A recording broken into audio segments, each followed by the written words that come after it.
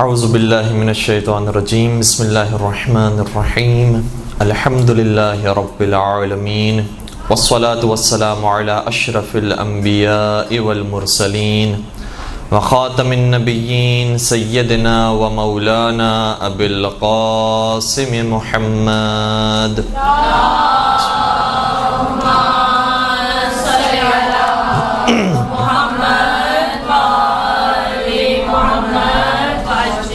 وعلى أهل بيته الطيبين الطاهرين المعصومين المظلومين الذين أذهب الله عنهم الرجس وطهرهم تطهيرا.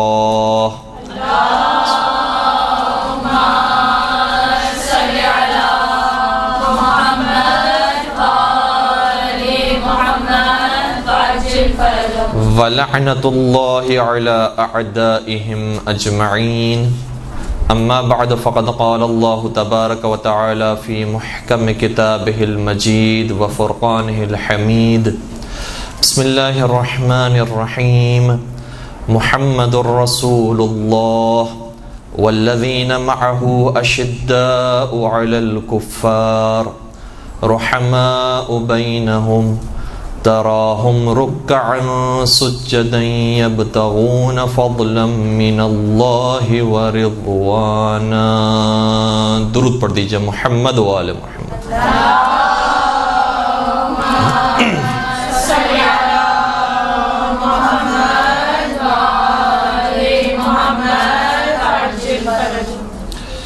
خارن گرامی، آج کے اس دوسرے سیشن کے اندر اس آیت کریمہ کو آپ کی خدمت بیان کرنے کا شرف حاصل کیا ہے. سورہ فتح کی آیت نمبر 29 ہے، جس میں ارشاد رب العزت یہ ہو رہا ہے کہ محمد الرسول اللہ، نبی اکرم اللہ کے رسول ہیں، والذین معہ، اور جو نبی اکرم کے ساتھ ہیں ان کی کچھ نشانیاں ہیں، اور 4 نشانیوں کا ذکر اس آیت کریمہ کے اندر آیا ہے.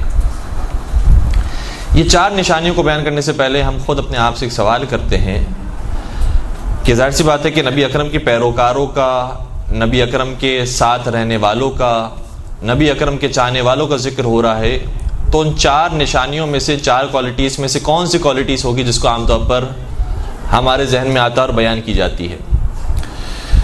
فرض کیجئے کہ نبی کے جو پیروکار ہیں، جو شیعہ ہیں، جو مسلمان ہیں، ان کی نشانی یہ ہوتی ہے کہ وہ نماز روزوں کے پابند ہوتے ہیں. یہ کوالٹی ہو سکتی ہے بیان کی گئی ہو. کیا یہ کوالٹی بھی بیان کی جا سکتی ہے کہ وہ یہ خصوصیت بھی رکھتے ہیں کہ وہ جہادی ہوتے ہیں، جہاد پر جانے والے ہوتے ہیں، جنگجو ہوتے ہیں اور بہادر ہوتے ہیں؟ ہو سکتا ہے یہ کوالٹی بیان کی گئی ہو.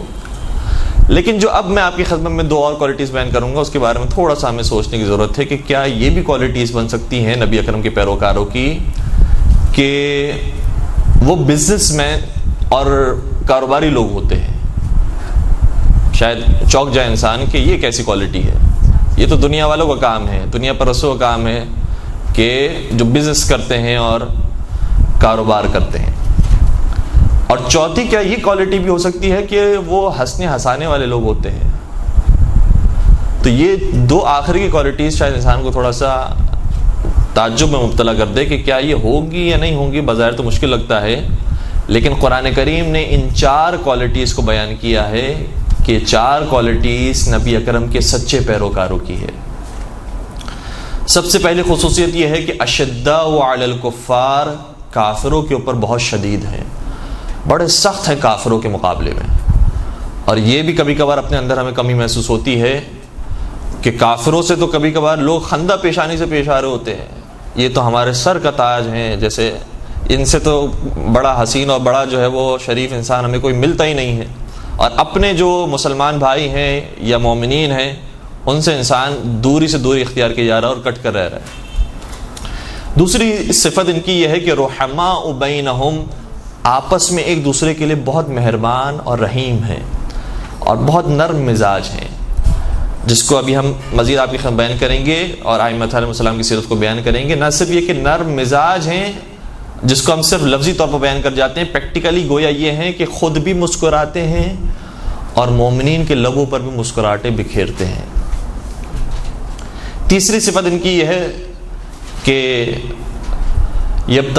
رکعن سجدہ کہ یہ رکوع بہت کثرت کے ساتھ کرتے ہیں اور سجدے بہت کثرت کے ساتھ کرتے ہیں، کہ جو عام طور پر ہمارے یہاں بیان بھی ہوتا ہے کہ مومنین کی شان ہونی چاہیے۔ اور چوتھی اور آخری صفت یہ ہے کہ یبتغون فضلا من اللہ ورضوانا، اور یہ پروردگار کا رزق تلاش کرتے ہیں اور محنت مزدوری کرتے ہیں، کام کرتے ہیں تجارت کے ذریعے یا کاروبار کے ذریعے یا نوکری کے ذریعے، اور پروردگار کا رزق تلاش کرتے ہیں۔ تو اس کو بھی پروردگار نے مومنین کی صفات کے اندر شامل کیا ہے۔ تھوڑا سا مختصراً آپ کی خدمت میں معصومین علیہ السلام سے، اور بالخصوص چونکہ رمضان قریب ہے اور جو ماہ رمضان کا شہید ہے اور ہمارے اور آپ کا مولا اور آقا ہیں حضرت علی ابن ابی طالب علیہ السلام،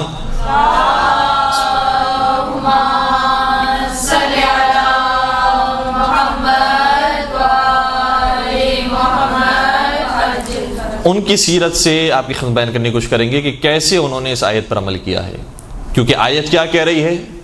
محمد مصطفیٰ اللہ کے رسول ہیں، اور جو لوگ ان کے ساتھ ہیں ان کے اندر یہ صفات ہیں۔ تو جو لوگ ان کے ساتھ ہیں اور ان میں صفات ہیں، ان میں سب سے زیادہ اکمل اور سب سے زیادہ کامل صفات کے حامل حضرت علی ابن ابی طالب علیہ السلام ہیں۔ اس لیے ان کا ذکر آپ کی خدمت بیان کرتے ہیں کہ پہلی صفت یہ ہے اشداء علی الکفار، کافروں کے لیے بہت سخت ہے۔ اور کتنے سخت ہے؟ یعنی ویسے تو ہم ساری جنگوں کو اگر دیکھیں تو اگر کوئی نام ہر جنگ کے اندر سر فہرست نظر آتا ہے تو وہ فاتح خیبر خندق کا نظر آتا ہے، لیکن ایک آیت ایسی ہے جس پر صرف شاید علی مرتضیٰ نے عمل کیا اور کسی نے عمل نہیں کیا اور کوئی کر بھی نہیں سکتا۔ وہ کون سی آیت ہے؟ سورہ انفال کی آیت ہے۔ ارشاد یہ ہوتا ہے کہ فَشَرِّدْ بِهِمْ مَنْ خَلْفَهُمْ، ظاہر نبی اکرم کو مخاطب کیا جا رہا ہے ورنہ پوری قوم مخاطب ہے کہ اے مسلمانوں، تمہارا فریضہ یہ ہے کہ جب کافروں کا مقابلہ کرو تو ان پر ایسا حملہ کرو اور انہیں ایسے مارو کہ جو ان کے پیچھے رہ گئے ہیں اور ان کے بعد آنے کا حوصلہ رکھتے تھے ان سب کے حوصلے پست ہو جائیں اور وہ سب فرار کر جائیں اور تم سے ڈر جائیں۔ یعنی پہلی صف والوں کو ایسی شکست دو کہ بعد والی صفوں میں جرت ہی پیدا نہ ہو کہ وہ تمہارا مقابلہ کریں۔ یہ آیت کا ترجمہ فَشَرِّدْ بِهِمْ، یعنی پہلی صف والوں کے ذریعے منتشر کر دو۔ کس کو منتشر کر دو؟ من خلفہم، جو ان کے پیچھے آ رہے ہیں ان کو منتشر کر دو، ان کو بھگا دو۔ اس آیت کا اگر کسی نے حق ادا کیا ہے تو مولا کائنات ہے، اور مختلف مواقع پر اس کی مثالیں نظر آتی ہیں۔ صرف میں دو موقعوں کی مثال آپ کی بیان کروں۔ ایک ہجرت کا موقع ہے اور ایک جنگ خندق کا موقع ہے۔ ہجرت کے موقع پر نبی اکرم نے ہجرت فرما لی، مکہ سے مدینہ تشریف لے گئے۔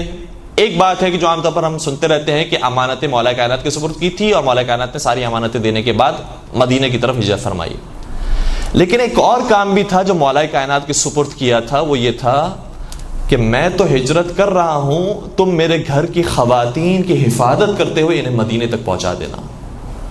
مدینہ تک پہنچانے کی ذمہ داری مولا کائنات کے سپرد کی گئی ہے، اور اس وقت تک حضرت زہرا سلام علیہ سے ازدواج نہیں ہوا ہے مولا کا۔ تو نبی اکرم کے جو گھر کی خواتین ہیں حضرت زہرا ہیں، اسی طریقے سے اور جو خواتین ہیں اور باقی جو بنی ہاشم کی خواتین ہیں یا دوسرے اصحاب کی جو خواتین ہیں، حتی بعض روایتوں کے مطابق خلیفہ اول کی جو بیٹی ہیں جو زوجہ رسول، ان کی بھی جان بچائی ہے اس موقع پر بھی مولا کائنات نے۔ تو یہ سب آ رہے ہیں مولا کائنات کے زیر نگرانی، اور مولا کائنات اس قافلے کی سرپرستی کرتے ہوئے انہیں مدینہ تک پہنچا رہے تھے۔ جب یہ خبر کفاران قریش کو پہنچی کہ علی مرتضیٰ اس طریقے سے لے جا رہے ہیں محمد مصطفیٰ کے پورے گھرانے کو، تو ان کے پیچھے کچھ افراد کو بھیجا۔ ابو سفیان نے اپنا سب سے شجاع اور سب سے بڑا پہلوان جو اس کا غلام تھا وہ بھیجا، اور اس کے ساتھ کچھ افراد بھی بھیجے۔ جب یہ قافلے کا تعاقب کرنے لگے تو مولا متقیان نے قافلے کو تیزی سے آگے بڑھایا، لیکن بہرحال خواتین کا قافلہ تھا، وہ سارے جنگجو تھے، پہلوان تھے، بہت تیزی سے آئے اور اس قافلے تک پہنچ گئے۔ جب حملہ کرنا چاہتے تھے اور حلقہ بنا کر گھیر کے کھڑے ہو گئے تو مولا کائنات نے بڑے اطمینان سے کہا کہ اگر تم چاہتے ہو کہ ہم تمہارا مقابلہ نہ کریں تو تم اسلام لے کر آؤ۔ گویا ان کے نزدیک تو کوئی مزے کا خیز بات تھی کہ اکیلے تم ہو کر ہمیں ہی کہہ رہے ہو کہ اگر تم ہمارا مقابلہ کرنا چاہتے ہو تو تم اسلام لے کر آؤ۔ گویا ہمیں کہنا چاہیے تھا کہ اگر تم اپنی جان بچانا چاہتے ہو تم کافر ہو جاؤ، تم ہمیں کہہ رہے ہو ہم مسلمان ہو جائیں۔ ہم مسلمان کہاں ہونے والے، ہم مسلمان نہیں ہوں گے۔ کہ اچھا پھر اگر مقابلہ نہیں کرنا چاہتے ہو اور اپنی جان بچانا چاہتے ہو تو کافر رہ کر ہی واپس تو مکہ چلے جاؤ، ہم تمہیں کچھ نہیں کہیں گے، ہم تو تمہارے پیچھے آئے تمہیں مارنے کے لیے، ہم کیوں چھوڑ کر جائیں گے؟ کہ اگر پھر یہ بات ہے تو پھر تیار ہو جاتے ہیں لڑنے کے لیے. اور ابو سفیان کے غلام نے تلوار نکال لی، مولا کائنات نے بھی تلوار نکالی، اور یہ سب تیار تھے جنگ کرنے کے لیے، اور سب جانتے تھے کہ ایک فرد کیا مقابلہ کرے گا ہم سب کا. لیکن مولا کائنات نے اس ایک پہلوان کو جو سب سے ان میں طاقتور تھا اس پر ایسا وار کیا کہ باقی خود بخود فرار کر گئے، اور باقیوں کی جرت ہی نہیں ہوئی کہ وہ دوبارہ کھڑے ہوتے اور آتے مقابلے کے لیے. اور مولا کائنات نے اس آیت پر عمل کر کے حق ادا کیا اس آیت کا کہ اے مسلمانوں، اگر تم بھی صحیح طریقے سے جینا چاہتے ہو اور اسلام کو واقعا ترقی دینا چاہتے ہو تو جب دشمن کا مقابلہ ہو تو ان پر کوئی رحم سے کام نہ لینا، اور نہ صرف یہ کہ انہوں نے جتنا ظلم کیا ہے اتنا ہی تمہیں ظلم کرنا، اتنا ہی تمہیں جواب دینا ہے اور عدل سے پیش آنا ہے، بلکہ جب وہ تمہیں پورا ختم کرنے کا سوچ چکے ہیں اور چاہتے ہیں کہ تمہارے ایک ایک بچے کو مار ڈالیں تو پھر تمہاری ذمہ داری بنتی ہے کہ ان کے بھی پہلی ہی صف پر ایسا حملہ کرو کہ باقیوں کی جرت نہ ہو کہ تمہارے اوپر انگلی اٹھا سکیں.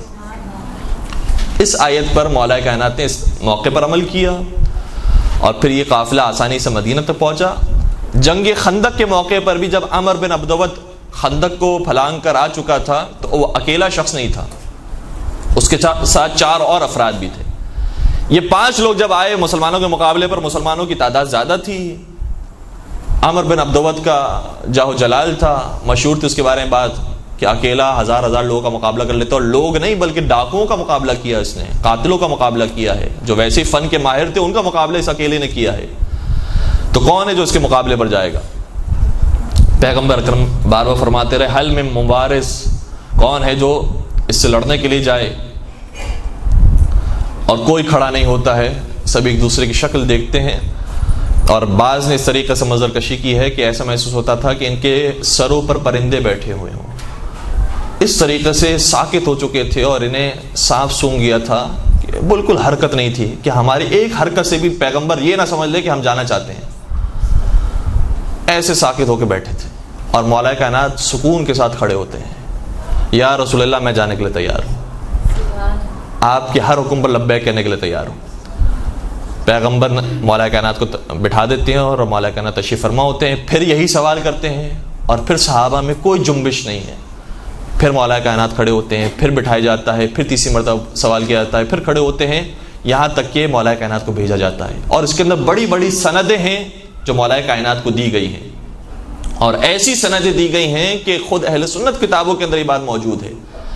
ایک بڑا مشہور نام ابن ابی الحدید معتزلی کا، انہوں نے اپنی کتاب شرح نہج البلاغہ کے اندر اپنے استاد کے حوالے سے لکھا ہے کہ ان کے استاد سے کسی نے سوال کیا کہ خلیفہ اول کا مقام زیادہ تھا یا حضرت علی مرتضیٰ کا مقام زیادہ تھا، تو ان کے استاد نے جواب دیا کہ تم صرف خلیفہ اول کی بات کرتے ہو، سارے مہاجرین اور سارے انصار کو اگر ایک طرف کھڑا کیا جائے اور علی کی خندق میں ایک ضربت کو ایک طرف رکھا جائے تو وہی ایک ضربت سارے مہاجرین اور سارے انصار کے اعمال سے افضل ہے،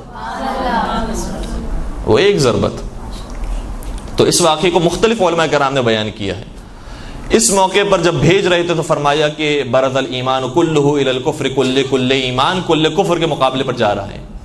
اب خود اس لفظ کی کیا تفسیر ہے وہ بھی خدا جانے، مصطفیٰ جانے، لیکن جو ہم سمجھ سکے وہ یہ ہے کہ اگر حضرت علی اس مقابلے پر خدا نہ خواستہ شکست کھا جاتے ہیں، زخمی ہو جاتے ہیں، شہید ہو جاتے ہیں تو کل ایمان گیا ہے، لہٰذا ایمان ختم ہو جائے گا، اسلام ختم ہو جائے گا، اسلام کا نام و نشان مٹ جائے گا. اور اگر علی مرتضیٰ نے اسے واصل جہنم کر دیا اور اسے ختم کر دیا تو کل کفر ختم ہو جائے گا اور اسلام کا پرچار ہوگا اور اسلام ہر جگہ پر ہوگا. اتنی نازک جنگ ہے یہ. اور ایسے موقع پر جو مولا کائنات عمر بن عبدود کے مقابلے پر جاتے ہیں وہاں پر بھی وہی جملے پیش کیے. فرمایا اے عمر، میں تجھے 3 باتیں کہتا ہوں، یا تو مسلمان ہو جا تو ہم دونوں بھائی بھائی ہیں. وہ بھی حیران ہے کہ یہ اتنے کم عمر کا جوان، اس وقت مولا متقیان کی عمر مبارک تقریباً 30 برس کی ہے، 30 برس کا جوان. اور مولا متقیان یہ عجیب واقعات ہیں، جنگ بدر کے موقع پر بھی 24-23 برس کی عمر مبارک ہے. اس عمر مبارک کے جوان میں طاقت کتنی ہوتی ہے لیکن خود مولا کائنات نے اور ان کے پھر شیر بیٹے حضرت عباس نے اور اسی طریقے سے مولا حسین نے بتایا ہے کہ ہم نوجوانی میں ہوں تب بھی ہم شیر ہوتے ہیں، ہم بڑھاپے تک پہنچ جائیں تب بھی ہم شیر ہوتے ہیں۔ اللہم صل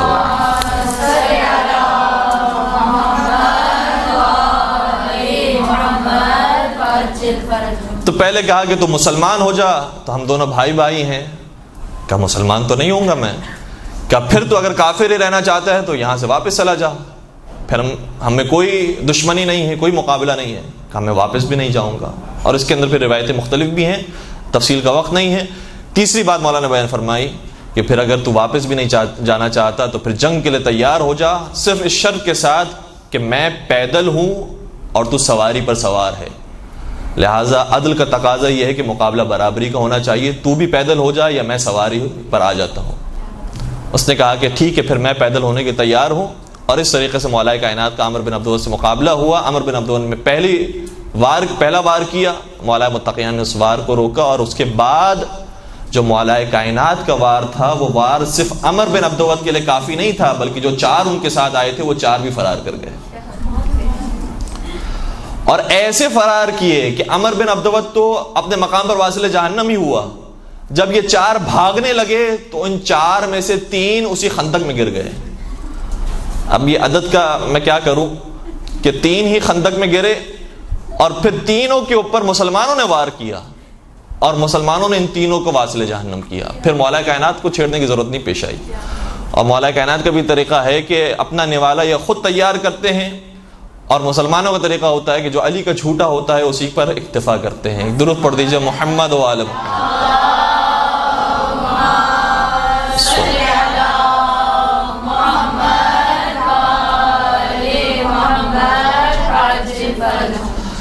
تو اس طریقے سے کافروں پر شدید ہیں، یہ مسلمانوں کی پہچان ہے۔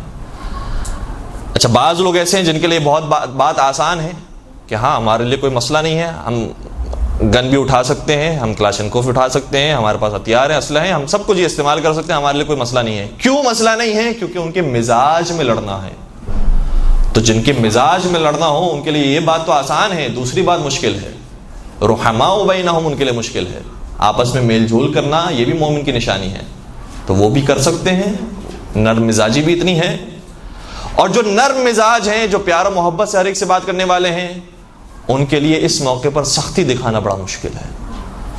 صرف علی مرتضیٰ وہ واحد ایسے مزاج نظر آتے ہیں جو جہاں سختی دکھانا ہو اور جہاں دشمنوں کا مقابلہ کرنا ہو ان سے زیادہ کوئی سختی نہیں دکھا سکتا، اور جہاں پیار اور محبت سے بات کرنی ہو تو یتیموں کو دیکھ کر علی رونے لگتے ہیں۔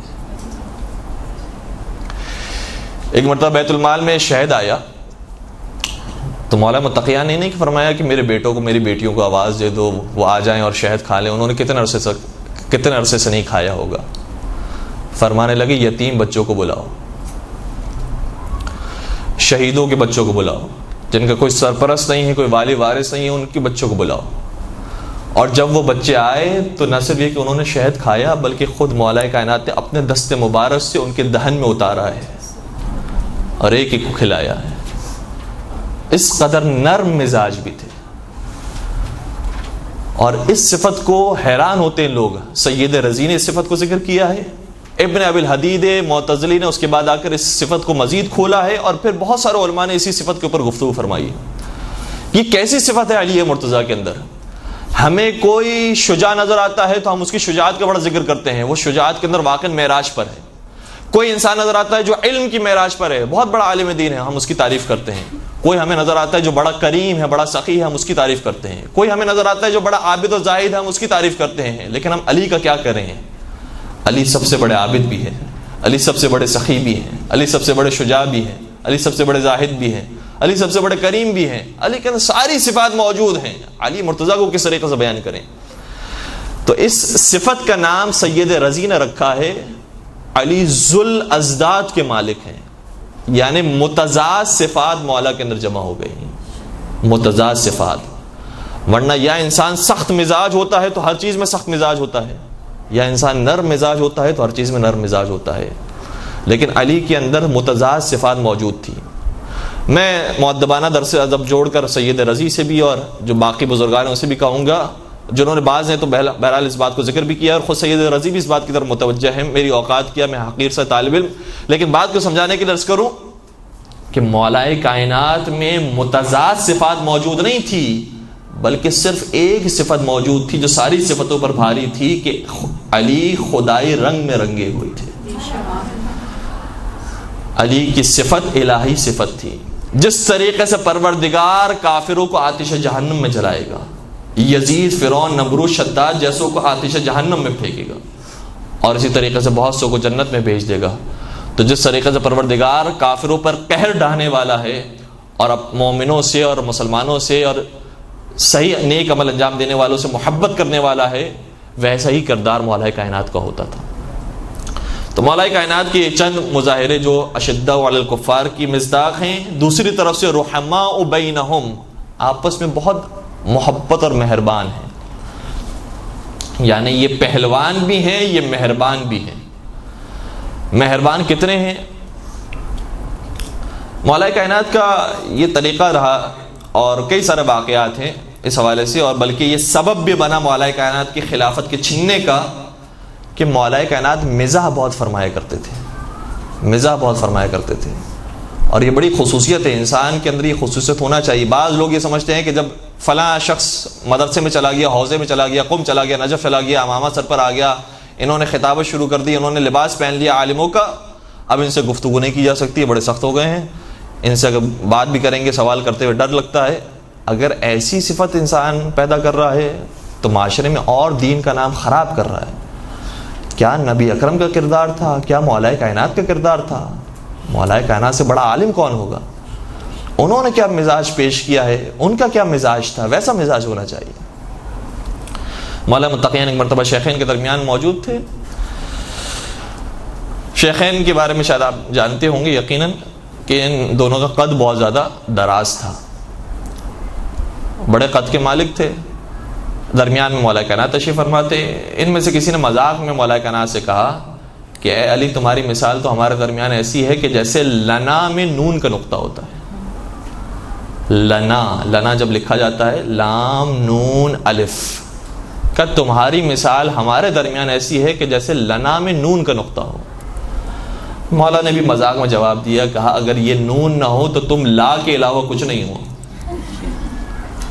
تمہاری کوئی حیثیت نہیں ہے، کیونکہ لا کا مطلب نہیں ہوتا ہے عربی میں۔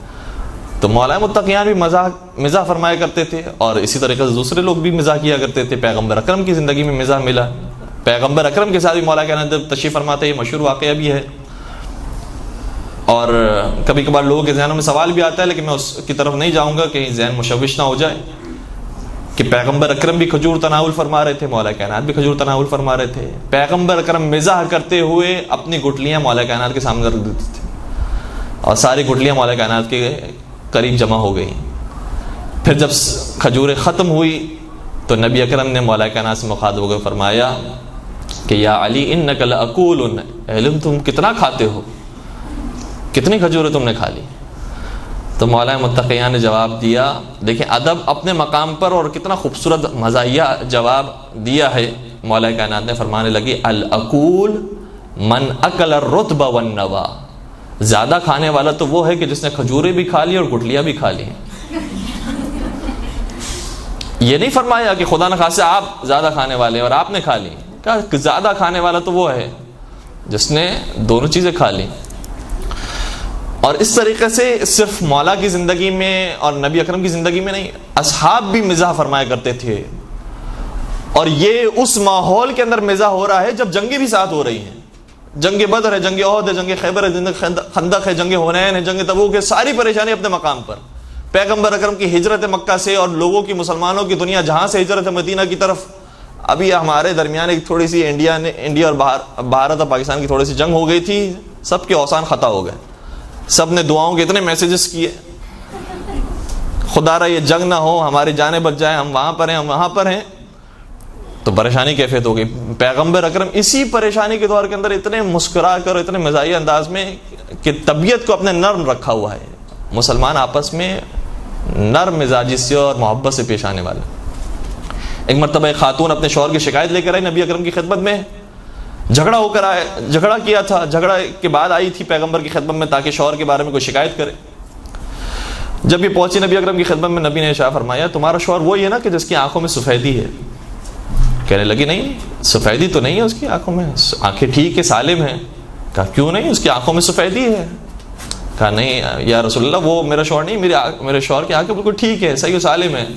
تو اب ایسے ایسے وہ دفاع کرنے لگی اپنے شوہر کا، آئی تھی شکایت کرنے کے لیے، خود بخود دفاع کرنے لگی.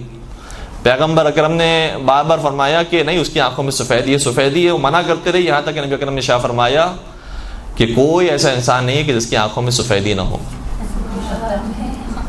کیونکہ سفیدی نہ ہو تو انسان اندھا کہلاتا ہے. وہ کوئی اور سفیدی سمجھ رہی تھی جو ہمارے معروف بھی ہے ایک بیماری. کہا فرمایا کہ اگر کسی کی آنکھوں میں سفیدی نہ ہو تو وہ بینا ہی نہیں ہوتا. وہ مسکرا کر پھر چلے گئی. اور لا تعداد واقعات اس طریقے سے. اب کچھ واقعات آپ کے سنے میں تکرار نہیں کرنا چاہ رہا تھا، اور اس بات کو بیان کرنے کا مقصد تھا کہ یہ جو ہنسنے ہنسانے کی فضا ہے اسے قائم کرنا بہت ضروری ہے، اور ٹھنڈا مزاج اور حسن اخلاق یہ بہت ضروری ہے. چھٹے سرکار حضرت امام جعفر صادق علیہ الصلوۃ والسلام شاہ فرماتے ہیں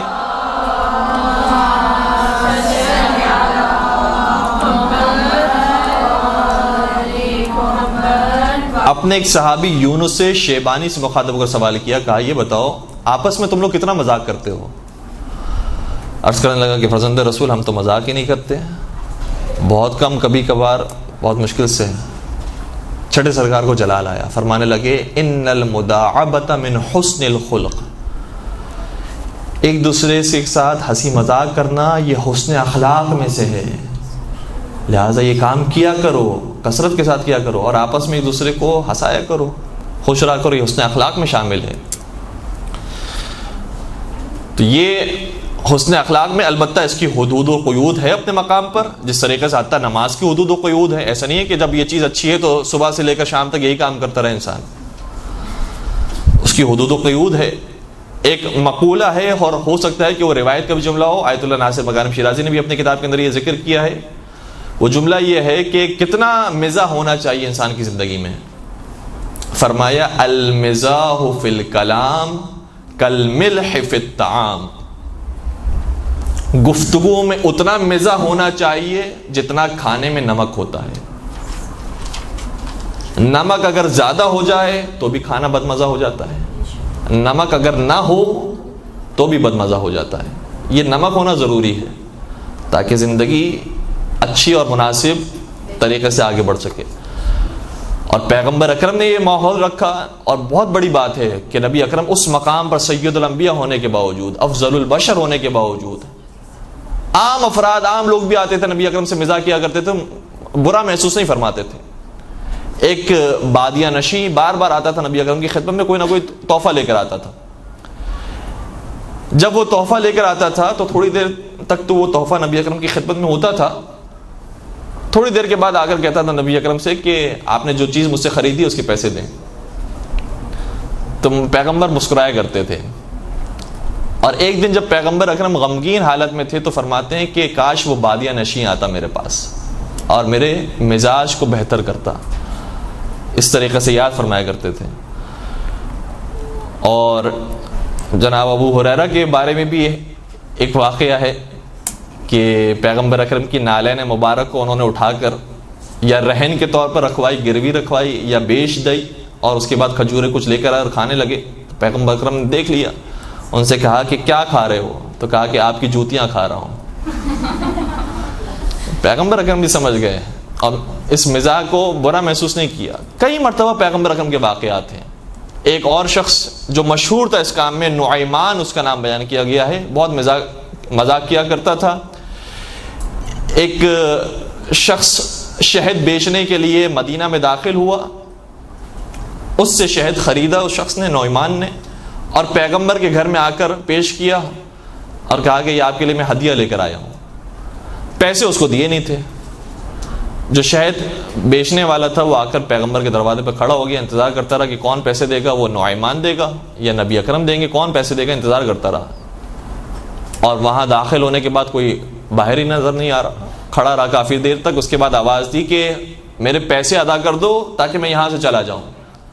نبی اکرم تک جب یہ آواز پہنچی تو سمجھ گئے کہ نعمان نے کیا کام کیا ہوگا کہ وہ شہد تو مجھ تک پہنچا دیا ہدیہ کی صورت میں، لیکن اس کے پیسے مجھے ہی دینے ہیں، اس لیے باہر تشریف لائے، اس کے پیسے کو ادا کیا، پھر اس شخص سے سوال کیا نعمان سے کہ تم نے یہ کام کیوں کیا؟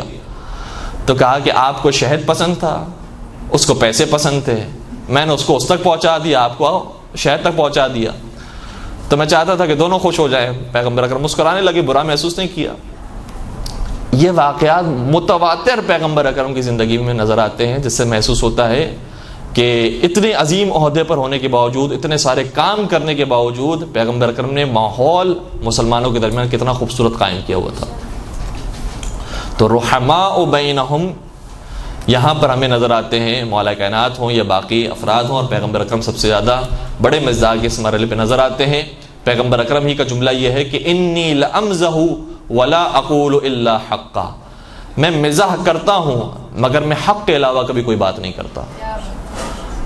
جیسے وہ سفیدی والا واقعہ تھا، جھوٹ نہیں ہے اس کے اندر، مزاح فرمایا ہے لیکن جھوٹ نہیں ہے، حق کے علاوہ بات بیان نہیں فرماتے تھے۔ تو جو حدود ہیں مزاح کی، اس حدود کے اندر رہ کر انسان خوبصورت سے مزاح کرے، اور اگر مزاح نہیں بھی کر سکتا اور نہیں آتا ہے، ہر ایک کا مزاج الگ الگ ہوتا ہے، طبیعت الگ الگ ہوتی ہے، تو کم از کم مسکرا سکتا ہے، نرم لہجے میں بات کر سکتا ہے، نرم مزاجی سے گفتگو کر سکتا ہے۔ قرآن کریم کی آیت یہ ہے کہ قول معروف ومغفرۃ خیر من صدقۃ یتبعها اذی، اس صدقے سے بہت بہتر ہے کہ جس صدقے کے بعد تم اس صدقے کو جتلاتے ہو، اس سے بہت بہتر ہے کہ ایک پیاری سی اور خوبصورت سی بات کسی کو کہہ دو۔ اس سے فقیر کا، اس سے غریب کا دل زیادہ سنبھل جاتا ہے اور زیادہ وہ خوش ہو کے چلا جاتا ہے۔ تو ایک بات تو یہ کہ غلط بات انسان بیان نہ کرے، پھر سامنے والے کی کیپیسٹی کو دیکھ کر انسان مزاح کرے۔ ہر ایک کی کیپیسٹی الگ الگ ہوتی ہے، برداشت کی صلاحیت الگ ہوتی ہے۔ پھر اور شرعی حدود ہیں، ظاہر سی بات ہے کہ نامحرم محرم کے جو مسائل ہیں ہر ماحول کے اندر دیکھ کر گفتگو کی جاتی ہے، ورنہ اور بہت سارے لطیفے موجود ہیں اور ہمارے ذہن کے اندر بھی ہیں جو ہم یہاں سے بیان نہیں کر سکتے، گرچہ تاریخ اسلام کے اندر وہ سارے واقعات پیش آئے ہیں، لیکن ظاہر سی بات ہے کہ ہر محفل کے تقاضے ہوتے ہیں، اس تقاضے کو سمجھتے ہوئے انسان کو بات بیان کرنی چاہیے۔ تو رحماء بینہم، مسلمانوں کی دوسری شان یہ ہوتی ہے کہ آپس میں محبت سے پیش آتے ہیں۔ تراہم رکعا سجدا، اور جب تم ان کو دیکھتے ہو تو یہ کثرت کے ساتھ رکوع کرتے ہوئے سجدے کرتے ہوئے نظر آتے ہیں۔ مولا متقیان سے بڑا عابد و زاہد کون ہوگا؟ اس قدر کثرت سے نمازیں پڑھنے والے تھے۔ چھٹے سرکار امام جعفر صادق علیہ السلام ارشاد فرماتے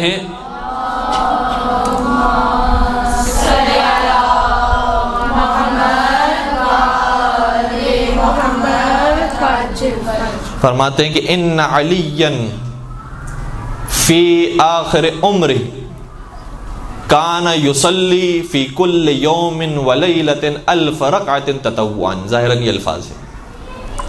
فرماتے ہیں کہ مولا متقیان اپنی زندگی کے آخری عمر میں 1000 رکعت نماز پڑھا کرتے تھے، اور اس 1000 کو انسان اسی وقت سمجھ سکتا ہے جب شب قدر میں 100 رکعت پڑھ کے دکھائے۔ تو وہ 1000 رکعت مولا متقیان نماز پڑھا کرتے تھے، اور کیسی نمازیں ہوتی تھی؟ ابو درداء کی روایت یہ ہے، کہتا ہے کہ ایک مرتبہ میں مدینے کے باغ سے گزر رہا تھا، رات کا وقت تھا، تاریخی اور پرانا زمانہ ہے جہاں پر رات ہوتے ہی لوگ سو جایا کرتے تھے۔ میں رات کے وقت ایک باغ سے گزر رہا تھا تو مجھے سرگوشیوں کی آواز آئی۔ میں اس آواز کی طرف گیا کہ یہاں پر ابھی کون بیٹھ کر باتیں کر رہا ہے اور کون جاگا ہوا ہے؟ تو میں نے کیا دیکھا کہ ایک شخص ہے جو رو رہا ہے۔ میں اس آواز کے اور قریب گیا تو کیا دیکھا کہ حضرت علی مرتضیٰ نماز پڑھ رہے ہیں۔ درخت کے پیچھے وہ چھپ گئے اور مولا متقیان کی نماز کو دیکھتے رہے۔ دیکھیں ہماری نمازیں کیا ہوتی ہیں، نماز ہو جائے بہت بڑی بات ہے، مولا متقیان کی نماز ایسی ہوتی ہے جو نماز ہی کے اندر درس سے پورا، نماز ہی کو دیکھے، مولا کو کچھ کہنے کی ضرورت نہیں ہے، ان کا عمل ہی بتا دیتا ہے کہ انسان نے کتنا سیکھا ہے، اور وہی درس ہو جاتا ہے انسان کے لیے۔ مولا متقیان گریہ فرماتے جا رہے تھے، یہاں تک کہ ابو درداء یہ کہتے ہیں کہ روتے روتے علی زمین پر گر گئے۔ میں ڈر گیا، میں نے کہا کہ کہیں علی مرتضیٰ کا انتقال نہ ہو گیا ہو۔ میں آگے گیا، مولا کو ہلایا تاکہ انہیں جگاؤں، انہیں زندہ کروں، کہ بہرحال اگر وہ بے ہوش ہو گئے تو جاگیں اور زندہ ہو جائیں۔ لیکن علی مرتضیٰ کھڑے نہیں ہوئے اور اسی بے ہوشی کی حالت میں تھے۔ میری چیخیں نکل گئی، میں گیا در سیدہ پر، اور جا کر میں نے فوراً سے بنت رسول کو بتایا کہ علی مرتضیٰ اس دنیا سے رخصت ہو گئے۔ جیسے شہزادی نے بات سنی، کہا کہ تم نے علی مرتضیٰ کو کہاں دیکھا؟ کہا میں نے نماز پڑھتے ہوئے ایک مقام پر دیکھا. کہا تم فکر نہ کرو، یہ تم نے ایک مرتبہ دیکھا ہے، میں ہر شب علی کو اسی طرح سے دیکھتی ہوں. اس طریقے سے گریہ فرمانے والے اور رونے والے. تو کچھ لوگوں کا مزاج جو عبادتوں کی طرف مائل ہوتا ہے ان کے لیے بھی بہرحال مشکل کام ہوتا ہے کہ اس کثرت کے ساتھ عبادت کرے، لیکن جن کا دل مائل نہیں ہوتا، عادت میں انشاءاللہ لانے کی کوشش کرے. ہم سب کو پروردگار توفیق دے کہ جو جتنی عبادت کا حق بنتا ہے کم از کم ہمارے استطاعت کے اندر ہے وہ ہمیں عبادت کرنے کی توفیق نصیب فرمائے. خود مولا متقیان کا جملہ یہ ہے کہ افضل العبادت غلبۃ العادہ، بہترین عبادت وہ ہے جس میں تم اپنی بری عادتوں پر غالب آ جاؤ. عادتیں چھوڑنا بہت مشکل کام ہوتا ہے. جس کی عادت میں ایک خاص طریقے سے نماز پڑھنا ہے اس کو تبدیل کرنا بڑا سخت ہے. جبکہ پتہ چل جاتا ہے کہ فلاں عبادت فلاں ذکر پڑھنے کا ثواب زیادہ ہے، فلاں کا ثواب اتنا نہیں ہے، لیکن پھر بھی جو عادت کے اندر ہے اسے تبدیل کرنا بڑا مشکل ہوتا ہے. عادت کو بنانا، اور یہ عمر جو جوانی کی عمر ہے اس کے اندر پھر بھی آسان ہے، نوجوانی کی عمر میں پھر بھی آسان ہے. جیسے جیسے عمر بڑھتے جاتی ہے بہت سخت ہوتا جاتا ہے. نماز شب کے لیے بیدار ہونا، تلاوت قرآن کریم پڑھنا، اس کے ترجمے کو وقت دینا بہت سخت ہوتا جاتا ہے. تو ابھی عمر ہے اپنے اخلاق کو بہتر کرنے کی، اپنی عادتوں پر کنٹرول کرنے کی. آخری بات کو بس بیان کروں اور بات کو ختم کر دوں. یبتغون فضلا من اللہ ورضوانا، اور ان کی آخری شان یہ ہوتی ہے کہ رزق حلال کماتے ہیں اور رزق پروردگار تلاش کرتے ہیں. مولا متقیان کے بارے میں یہ غلط نظریہ لوگوں کے دماغ میں موجود ہے کہ بہت مفلس تھے، نادار تھے، غریب تھے، فقیر تھے، ان کے پاس کچھ تھا نہیں. ایسی بات نہیں. مولا متقیان کے پاس بہت کچھ تھا. ایک تو وہ ہم معنی میں بیان کرتے ہیں کہ پورے کائنات کے مولا ہیں، وہ الگ مقام ہے، لیکن ظاہری طور پر بھی مولا کائنات کے پاس بہت کچھ تھا، لیکن کچھ بھی اپنے پاس نہیں رکھتے تھے، سب راہ خدا میں انفاق کرتے تھے. طلحہ اور زبیر نے ایک مرتبہ بات مشہور کر دی اور اشارے کے اندر یہ بات مولا کائنات تک پہنچ گئی کہ علی بہت غریب ہیں، بہت نادار ہیں، مفلس ہیں، ان کے پاس کچھ نہیں ہے. مولا نے کہا کہ اس سال جو ہماری فصل کٹے گی ان ساری فصل کو ایک جگہ پر جمع کرنا. فصل کو سب کو جمع کیا گیا. کہا اس فصل کو اب پیسوں میں تبدیل کرو. پیسوں میں جب تبدیل کیا گیا اور جا کر طلحہ و زبیر کو بتایا گیا تو وہ حیران رہ گئے کہ کتنے پیسے بنے جو مولا کائنات کی صرف ایک سال کی فصل کی کٹائی کے بعد حاصل ہوئے تھے. امام نے بتایا، اس تک یہ بات پہنچائی کہ مولا کائنات کی صرف ایک سال کی اس چیز کی آمدنی 1,00,000 دینار کے برابر تھی. 1,00,000 دینار. ایک دینار کی ویلیو 1,00,000 روپے کے برابر ہوگی آج. ایک دینار کی ویلیو 1,00,000 روپے کے برابر. 1,00,000 دینار مولا کے پاس سالانہ آتے تھے اور وہ راہ خدا میں انفاق کیا کرتے تھے. تو اتنا کچھ ہونے کے باوجود وہی جو پرانی سادہ زندگی تھی اسی کو مولا متقیان نے جاری رکھا. ابن ابی الحدید معتزلی یہ لکھتا ہے کہ مولا کائنات نے کئی سارے کنویں تھے جو کھودے تھے، لیکن جب کنواں کھودتے تھے اور پانی اس کا حاصل ہوتا تھا تو خود اس پر قبضہ نہیں کرتے تھے، بلکہ جیسے اس کا پہلا پانی کا چشمہ پھوٹتا ہوا دیکھتے تھے فوراً فرماتے تھے یہ میں نے راہ خدا میں وقف کر دیا. تو مولا کائنات رزق خدا تلاش کرنے والے اور رزق خدا حاصل کرنے والے تھے، لیکن اتنا راہ خدا میں انفاق کرنے والے بھی تھے. اب ہمارے پاس وقت تقریباً ختم ہو چکا ہے، لیکن مجھے نہیں معلوم کہ اب مسائب بیان کرنے کا وقت ہے نہیں ہے. شاید بینس آپ کے یہاں پر 6 بجے آ جاتی ہے. اگر جانے کا وقت ہو گیا ہے تو مجھے بتا دیجیے، ہم یہیں پر ہی اپنے آرائز کو ختم کر دیتے ہیں. انشاءاللہ پروردگار سے دعا کرتے ہیں کہ جتنی باتیں کہی ہیں اس پر عمل کرنے کی توفیق نصیب فرمائے. سیرت محمد و آل محمد پر عمل پیرا ہونے کی توفیق نصیب فرمائے. محبت محمد و آل محمد کو ہمارے دلوں میں سرشار فرمائے. ان کی شفاعت سے ہم سب کو بہرمند فرمائے اور ان کی آخری حجت کے ظہور میں تعجیل فرمائے. ان کے عاشقین، محبین، چاہنے والوں میں ہم سب کا نام شامل فرمائے. برحمتک یا ارحم الراحمین وصلی اللہ علی محمد و آلہ الطاہرین.